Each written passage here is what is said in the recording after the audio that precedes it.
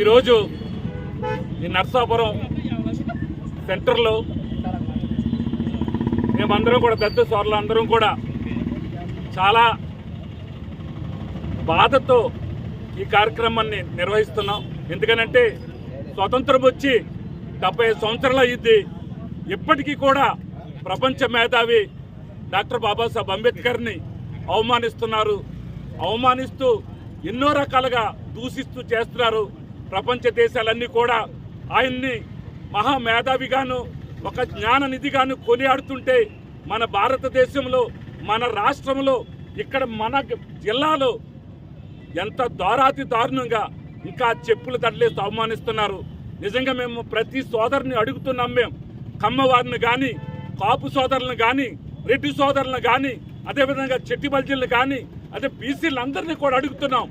Doctor Babasaheb Ambedkar చేసిన తప్పేంటి? మనందరికీ రాజ్యాంగం రాసినందుక ఈ అవమానం? ఎందుకంటే అందరికీ సమాన హక్కులు కల్పించేందుక ఈ అవమానం?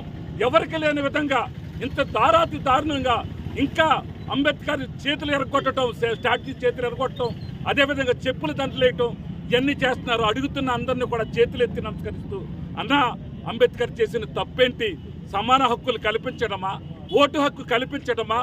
మహిళలకు రక్షణ కల్పించడమా? లేకుంటే పోలీసు వారికి చట్టాల్లో ఇలా ఉండాలని కల్పించడమా? దేనికోసం ఇంత అవమానకరమైన పరిస్థితులు కలగజేస్తారు మాకు అర్థం కావటం లేదు.